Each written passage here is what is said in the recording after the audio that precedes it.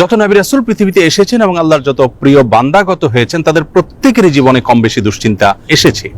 তারা তাদের সেই কঠিন সময়গুলোতে আল্লাহ রাব্বুল আলামিনের কাছে সাহায্য প্রার্থনা এবং আশ্রয় প্রার্থনা করার মাধ্যমে নিজেদেরকে এতটাই নিরাপদে রেখেছেন, এতটাই ভালো রেখেছেন, এতটাই স্বাভাবিক রেখেছেন যে কোনো বিপদ, কোনো মুসিবত, কোনো পেরেশানি, কোনো ডিপ্রেশন তাদেরকে ভেঙে ফেলতে পারেনি। বরং বিপদেও তারা হেসেছেন এবং স্থির থেকেছেন মানসিকভাবে। আজ আমরা সেরকম কয়েকটি আমলের কথা বলবো, যে আমলগুলোর মাধ্যমে আমাদের বিপদ আপদ এবং মুসিবত আল্লাহ রাব্বুল আলামিন দূর করবেন, লাঘব করবেন এবং বিপদ আপদেও আমাদেরকে আল্লাহ রাব্বুল আলামিন মানসিকভাবে প্রশান্ত এবং স্থির রাখবেন। আর সেই আমলগুলোর মধ্যে থেকে সর্বপ্রথম এবং প্রধান যে আমলটির কথা বলবো তা হলো যিকরুল্লাহ বা আল্লাহর জিকির। আল্লাহর জিকির এর চাইতে কার্যকর কোনো ঔষধ আর নেই ডিপ্রেশন দূর করবার জন্য। কোরআনে কারীমে আল্লাহ তাআলা বলেছেন, আলা বিযিকরিল্লাহি তাতমাইন্নুল কুলুব। আল্লাহ তাআলার জিকির এর মাধ্যমে মানুষের অন্তরসমূহ প্রশান্ত হয়ে থাকে। অতএব আল্লাহ তাআলার স্মরণ অন্তরে রাখা, মুখে আল্লাহ তাআলার কথা বলা, আল্লাহর সঙ্গে একান্তে কথা বলা, এর মাধ্যমে ডিপ্রেশন দূর করা যায় সবচেয়ে সহজে। আল্লাহর জিকির বা যিকরুল্লাহর একটা বিশেষ পদ্ধতি হলো কোরআনে কারীমের তিলাওয়াত। কোরআনে কারীমের তিলাওয়াত যদি আপনি করেন অর্থ সহকারে বুঝে, দেখবেন মানসিকভাবে আল্লাহ রাব্বুল আলামিন অলৌকিকভাবে, বিস্ময়করভাবে আপনার মধ্যে প্রশান্তি সৃষ্টি করে দিবেন। যিকরুল্লাহ বা আল্লাহর জিকিরের আরেকটি বিশেষ পদ্ধতি হলো সকাল এবং সন্ধ্যায় প্রিয় নবী সাল্লাল্লাহু আলাইহি সাল্লাম অনেকগুলো জিকির এবং দোয়া আল্লাহর কাছে নিবেদন করতেন। সেগুলো যদি আমরা নিয়মিত করতে পারি তাহলে সেক্ষেত্রে যিকরুল্লাহ এর মাধ্যমে দুশ্চিন্তা এবং ডিপ্রেশন থেকে বাঁচার উপায় আমরা খুঁজে পাবো ইনশাআল্লাহ বিইذনিল্লাহ। দ্বিতীয় যে আমলটির মাধ্যমে দুশ্চিন্তা এবং পেরেশানি থেকে আমরা মুক্তি লাভ করতে পারি তা হলো প্রিয় নবী সাল্লাল্লাহু আলাইহি সাল্লামের সারা জীবনের একটি গুরুত্বপূর্ণ আমল এবং স্পেশাল জিকির, যে জিকির তিনি আল্লাহ তাআলার কাছে নিবেদন করতেন তার কঠিন সময়, যখন দেয়ালে পিঠ থেকে যেত ঠিক সেই সময়। আর সেই জিকিরটি হলো লা ইলাহা ইল্লাল্লাহুল আযীমুল হালিম, লা ইলাহা ইল্লাল্লাহু রাব্বুল আরশিল আযীম, লা ইলাহা ইল্লাল্লাহু রাব্বুস সামাওয়াতি ওয়া রাব্বুল আরদ ওয়া রাব্বুল আরশিল কারীম।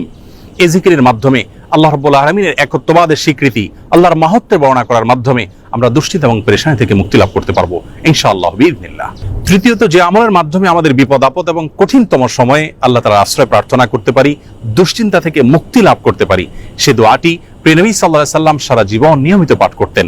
আনাস রাদিয়াল্লাহু তাআলা আনহু তার 10 বছরের সেবক ছিলেন। তিনি বলেছেন, আমি নবী আলাইহিস সালামকে দেখেছি এই দোয়া সবসময় তিনি পাঠ করতেন এবং আল্লাহ তাআলার কাছে দুশ্চিন্তা এবং পেরেশানিতে আশ্রয় প্রার্থনা করতেন।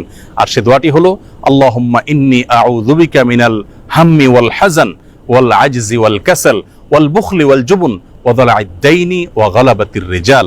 দোয়াটির অর্থ হলো আল্লাহুম্মা ইন্নী আউযু বিকা মিনাল হাম্মি ওয়াল হাযান, আল্লাহ আপনার কাছে আমি আশ্রয় প্রার্থনা করি, মুক্তি চাই পেরেশানি, দুশ্চিন্তা এবং ডিপ্রেশন থেকে, এবং ওয়াল আজজি ওয়াল কাসাল, অক্ষমতা এবং অলসতা থেকে এবং কৃপণতা থেকে, ভীরুতা থেকে আপনার কাছে আমি আশ্রয় প্রার্থনা করি, ঋণের যে চাপ প্রেশার আছে সেটি থেকে, এবং মানুষ আমার উপরে যেন চড়াও না হয় সে বিষয়ে আপনার আশ্রয় প্রার্থনা করি।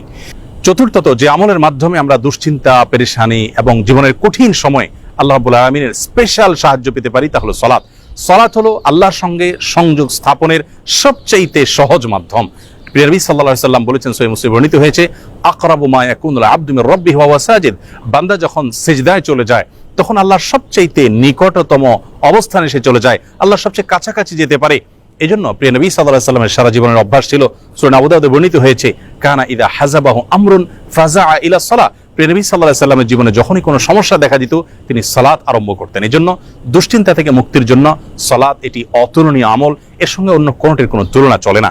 আমরা যখনই কোনো বিপদ দেখা দিবে, কোনো পেরেশানিতে আমরা ভেঙে পড়ার উপক্রম হব, তখনই সাথে সাথে ওযু করে আমরা যদি নিষিদ্ধ সময় না হয় 2 রাকাত সালাতে দাঁড়িয়ে যাব, দীর্ঘ কেরাতে, দীর্ঘ রুকুতে, দীর্ঘ সিজদায় ধীর স্থিরতার সাথে 2 রাকাত সালাত আদায় করে আল্লাহর কাছে হাত তুলে আমরা চোখের পানি ফেলে দিব। সালাতের মধ্যে দুশ্চিন্তা এবং বিপদ আপদ থেকে মুক্তি লাভের জন্য যে সালাতটি সবচেয়ে বেশি কার্যকর এবং আমার জীবনে বারবার আমি পরীক্ষা করে দেখেছি যে এর মাধ্যমে আল্লাহ রাব্বুল আলামিন অলৌকিকভাবে, বিস্ময়করভাবে দুশ্চিন্তা থেকে মুক্তি দান করে থাকেন, তা হলো তাহাজ্জুদের সালাত। ভোর রাতে যখন আপনি সবাই ঘুমিয়ে থাকবে তখন উঠে 2 রাকাত সালাতে দাঁড়িয়ে যাবেন ওযু করে এবং দীর্ঘ সময় নিয়ে ধীরস্থিরতার সাথে কায়মন বাক্যে আল্লাহ তাআলার কাছে সালাত নিবেদন করবেন। সালাতের পরে যখন দুহাত তুলে আপনি প্রার্থনা করবেন, ঝরঝর করে চোখের পানি আপনার চলে আসবে, আল্লাহর সঙ্গে একান্তে কথা বলবেন, আপনি নির্ভর ফিল করবেন, দুশ্চিন্তা থেকে মুক্তি লাভ করবেন ইনশাআল্লাহ বিইذনিল্লাহ। অতএব দুশ্চিন্তা থেকে মুক্তি লাভের জন্য এই সালাতের আমলটিকে সবচেয়ে বেশি গুরুত্বের সাথে আমাদের করার চেষ্টা করতে হবে। 5 নম্বর যে আমলটির মাধ্যমে আমরা বিপদ আপদ এবং কঠিন সময় আল্লাহ তাআলা আশ্রয় প্রার্থনা করতে পারি তা হলো ইস্তেগফার। ইস্তেগফার এমন একটি বিষয় যে কোনো বর্ণনায় বর্ণিত হয়েছে, নবী আলাইহিস সালাম বলেছেন, মান লাজিমাল ইস্তেগফার, যে ব্যক্তি ইস্তেগফারকে নিজের জন্য অবধারিত করে নেয়, অপরিহার্য করে নেয়, নিয়মিত ইস্তেগফার করতেই থাকে, আল্লাহ রাব্বুল আলামিন তার সমস্ত পেরেশানি থেকে মুক্তির পথ তার জন্য সহজ করে দেন এবং বের করে দেন। এবং কোরআনে কারীমে আল্লাহ তাআলা বলেছেন, ওয়া মা কানা আল্লাহু মুআযযিবাহুম ওয়া হুম ইস্তাগফিরুন, যেই মানুষেরা ইস্তেগফারের মধ্যে রত থাকে আল্লাহর আযাব তাদের প্রতি আসে না। এজন্য দুশ্চিন্তা, বিপদ আপদ, পেরেশানি, টেনশন, যে কোনো কঠিন সময়ে আমরা বেশি থেকে বেশি ইস্তেগফার করব। এটিও আমার ব্যক্তিগত জীবনে বারবার আমি আমল করে দেখেছি যে কঠিনতম সময়ে আল্লাহ তাআলা অলৌকিকভাবে সাহায্য করেন। 6 নম্বর আমল হলো নবী করিম সাল্লাল্লাহু আলাইহি ওয়াসাল্লামের প্রতি দুরূদ প্রেরণ করা। দুরূদের আমলটির মাধ্যমে আল্লাহ রাব্বুল আলামিন মানুষের অন্তরকে প্রশান্ত করে থাকেন, স্থির করে থাকেন, অন্তরের পেরেশানি দূর করে থাকেন, বিপদ আপদ এবং মুসিবত থেকে আল্লাহ তাআলা মুক্তি দান করে থাকেন। 7 নম্বর এবং সর্বশেষ যে আমলটির কথা বলবো তা হলো সাদাকা, দান সাদকা। সাধ্য অনুযায়ী আমরা যতটুকু করব, এর মাধ্যমে আল্লাহ তাআলা আমাদেরকে বিপদ আপদ এবং কঠিন সময়ে সাহায্য করবেন, মুক্তি নসিব করবেন। সর্বশেষ যে কথাটি বলতে চাই প্রিয় দর্শক, বিপদ আপদ এবং মুসিবত আল্লাহ তাআলা কখনো কখনো বান্দাকে দিয়ে থাকেন বান্দার কল্যাণে, যার বিনিময়ে আল্লাহ রাব্বুল আলামিন জান্নাত দিবেন।